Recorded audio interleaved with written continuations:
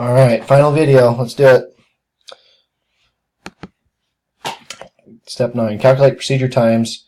Click the Times Sheet tab. Select F6. Okay. Time Sheet tab.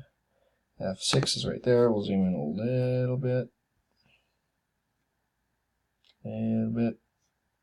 Okay. It says build a formula to subtract the start time from the end time.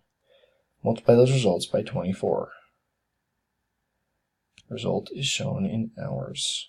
Okay, so subtract start time, end time, and multiply by 24. Equals this minus, oh, you know what, let's do absolute abs. This minus that. Basically, what that does is it makes sure your number isn't negative. And then we're going to multiply that by 24. Yep. Times 24. That's wrong. Great. Great. Wait, is it? Let me see the answers.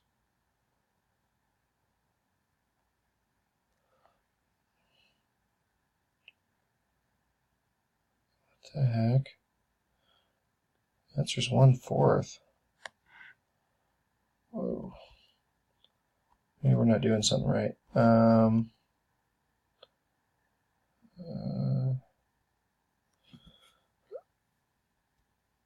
So let's copy the formula down to, oh, let's just keep it. Copy the formula down to row 41.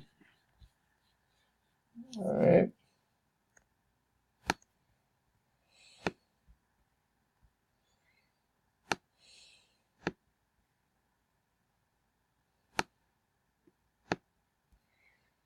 And then it says select, so it's F6 to F41,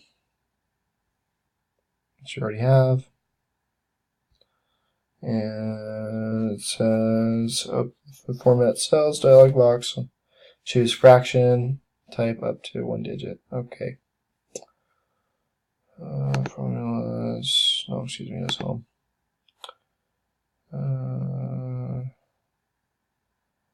Number.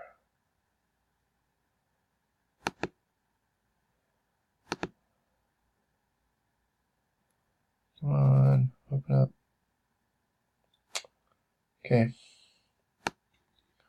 So we're going to go to number. We're going to use, oh, excuse me, fraction. Up to, what?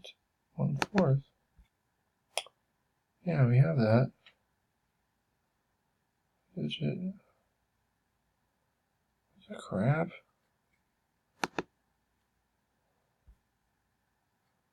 Oh, that's nice. Does that match up with the answers? Yes, it does. I don't know why they're doing that. 1/4, 3/4, 1 1/4. Yeah, see, those are the answers. We did it right. Okay. Weird. I don't know why you'd want that. Huh. Just comparing these numbers. Green Bay MRI. Oops. Green Bay MRI 3, 8 to 11. Green Bay MRI 8 to 11, 3. Yeah, I mean, we did it right. Okay. Sometimes that happens. Save and close the workbook. And you're done. Okay. That should do it.